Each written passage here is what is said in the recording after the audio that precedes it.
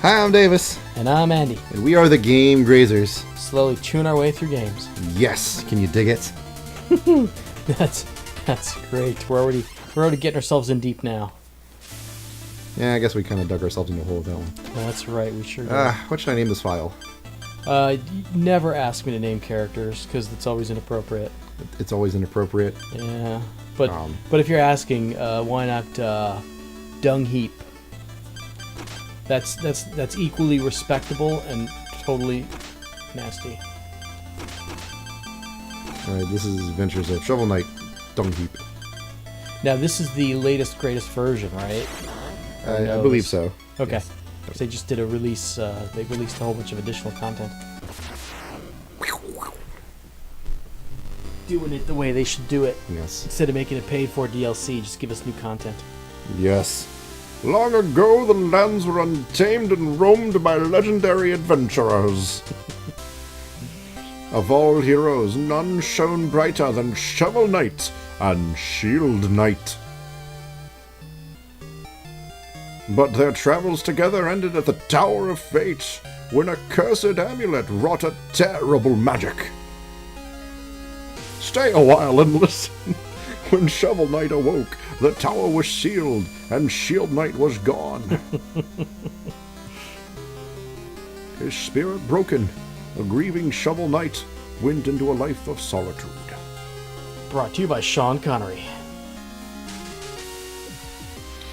Without champions, the land was seized by a vile power, the Enchantress and her Order of No Quarter. Wait, Led Zeppelin's making an appearance? Guess. Now the tower is unsealed, and devastation looms. A new adventure is about to begin. So this is cool. These are the parts I've not seen yet. This is the part of the new additional stuff. Right? Oh, is it? I thought. Is this from the original? I think so. All right. Get ready. Sharpen thy shovel. So, I have a question for you. Yeah. How does Sean Connery shave? By hitting Control S. Yes, exactly. Yes. Yes. I need to show you this document. And you thought I was going to play along and be like, I don't know what the words were. You are more of a dad than I am at this point. There you go. I bet you, though, to remove his hair, I'm guessing he's a waxer. Which I think will just brings great images to my brain. So, what if we talk a little bit about Shovel Knight in general? I mean, it's obviously tapped into the whole retro graphics. Yes. Definitely has the bit-tuned music going. Jake Kaufman. And it's a very good soundtrack, I might add. Yeah. He also does the music on Shantae. Which is another great 2D platformer. Yeah. Or if you're playing on 3DS, it's sort of a 3D, 2D platformer. They get 5D? 2.5D. 2.5D. Okay. Alright. So I think that this game is, it's kind of misleadingly, it looks simple. Yeah. Well, it has that. I mean, when I play this, I feel the presence of so many games. I feel DuckTales, I feel Zelda 2, I feel Castlevania. All that fun stuff. Little Metroid? I don't think so, because Metroid's more about direct exploration. This is more Mega Man, where you have like the individual levels and you're going through. And that kind of plays into the Castlevania aspect, because Castlevania 1 wasn't exploration-based. It was levels. Yeah, that's right. It wasn't like pick your own level, but it was definitely levels. Yeah. That's very true. Yeah. Ow! Bugs. Don't jump on him without your shovel out. Yeah. So, when did you see this? When was the first time you saw this game? I'm not sure. I think it was like, because I had been so ingrained in Final Fantasy XIV for a while, I kind of fell off of like other gaming games, and this kind of came out in that time frame. This was a Kickstarter project, wasn't it? I believe it was. Yeah. So I didn't hear about it for a very long time, and I was like, then I finally saw, I'm like, wow, this looks amazing. I totally need to play this game, because it's got like a lot of the things I love about the old classic games. I think obviously, like, let's say it reminds me of DuckTales. What the heck was that? The game froze up there. A little bit of freezing going on there. It's alright. It's all part of PC gaming. Wouldn't happen on console. Whoa, sorry. Well, I mean, it could. I mean, if you think back to the old... Well, it's interesting. I was reading an article once about like how they like programmed in or understood what the limitations of the NES were when they were making this game. Yeah. So one of the things they had done was that if the NES had too many sprites on the screen at one time, then the game would chunk and slow down. And they played enough games that they figured out how many sprites it was. It was about 12. Which is crazy to think about now. Yeah. So in doing that, they made sure to never have more than 12 enemies on screen at a time. To give it that authentic feel, yeah. I mean, like, that, like, see this waterfall? That is like some classic Mega Man waterfall right there. That's right. It's merely just palette swapping to give it that image of movement. Yeah. So that reminds me a lot of Retro City Rampage, right? Where the guy there, I mean, he literally wanted to design it for the NES hardware. Yeah, because I think and part of the thing was, I guess they came up with the idea for Shovel Knight, which was do what you can to follow the NES limitations, but if the choice comes between game design and the limitations, pick the game design. That's right. They didn't want to really lock themselves in. Right.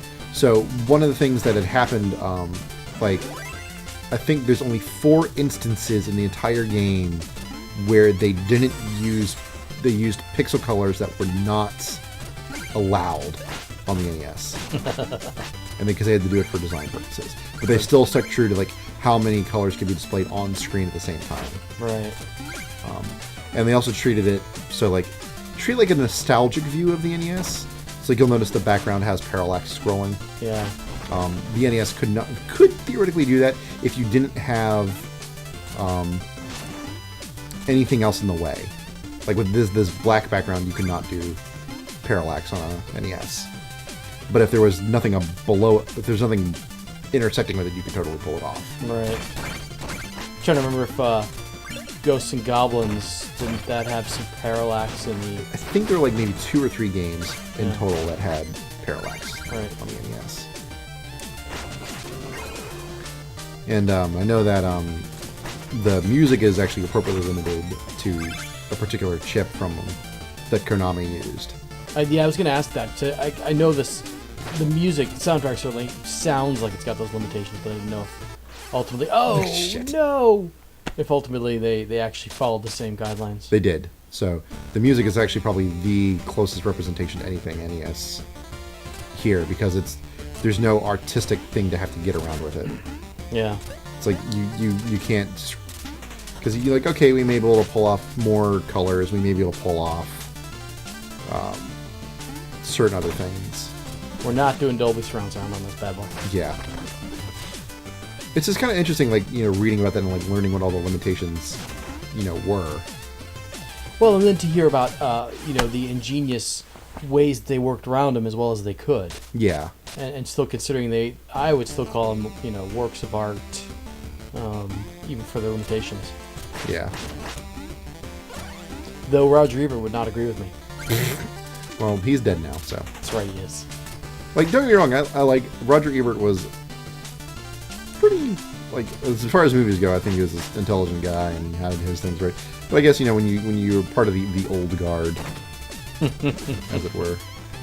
Oh, no! Oh, God damn it! Wow. I am failing commiserably. You know what? That was Roger Ebert stepping in and making you lose. Thank you, Roger. Learn your lesson, man. Learn your lesson. Can you actually kill those flying dragons? Yeah. Okay. They take 2 hits. All right. 2 hits. So another interesting limitation thing here is actually this dragon. So you encountered large enemies on the NES all the time, but there was this particular pixel size limitation to the sprites. God damn it! Wow. I'm doing terrible. Yeah, that's right. So there's a particular limitation to the size of the sprites you can put on screen. And the parallax scrolling, you can animate the background as long as you have nothing intersecting with it. That's not a sprite. So the reason why, if you look at Mega Man 2, the giant dragon boss at the end of the game appears on a black background is because the sprite is his head and the rest of his body is a background. So that's why these big dragons are on a black background like that. Right, kind of harken back to that. Yeah. Wow. All right, let's try not dying here. That'd be... Focus. Focus! Oh, no! No! That's alright. Tighten up, man. Tighten up. So, you know, you mentioned Castlevania. Itagaki. Konami. Yeah. What's happening? Do we want to talk? Do you want to even think about what's happening at Konami right now? Because it's not pretty. There's pictures of a going away party for Kojima. But it didn't happen. But it didn't happen. He's on vacation. Yes, that's right. He's not gone forever. He's on vacation. It's like, I got it. nice. See, he had to become one with the shovel. So yeah, I'm curious to see what happens. Of course, and also they're kind of sending these mixed messages of, well, we're going to focus on mobile, and they're like, well, no, but we'll still keep working on, you know, Pro Evo, soccer, and I think they said also Metal Gear. But it's obviously going to be someone else, so I'm sure. Pachinko machines? Yeah, that's slots machines even. Yeah, I could see that. I could definitely see that. No, So. I died over here the first time. It's taking me a while to get back here. Oh, I didn't think you were going to make that. What did I die for? Oh, look at that. You made it look easy there. So, I don't know. We'll see. Much like... it's kind of unfortunate because, you know, you think about all these Japanese developers, Inafune, for example, Yeah. kind of found their own way away from the big companies. Yeah, and I think, you know, everyone had such high hopes for Mighty Number 9, and it feels like it's fallen through, and they're like, oh, we're gonna... I knew you'd show your face sooner or later. The cerulean coward! Turn back, Shovel Knight. There's nothing for you anymore. Cerulean, that's a great word. Stand aside, Black Knight. I've no quarrel with you. I must return to the Tower of Fate. Your time away has dulled your senses. Can't you see? This entire valley has been conquered by the Enchantress. And her invincible knights of the Order of No Quarter stand between you and the tower. But none of that matters, because after the Enchantress has to go through me... Oh, wait, I totally misread that. Steal thy shovel! Wait. That was cute. Steal with 2 E's. Yeah. Oh, come on now. Don't let this boss hurt you. Oh, dear.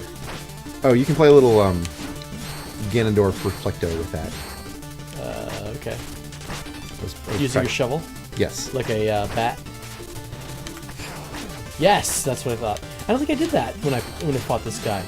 I killed him Sonic, you know, like Sonic way. I discovered it the other night. I was practicing ahead of time. Nice.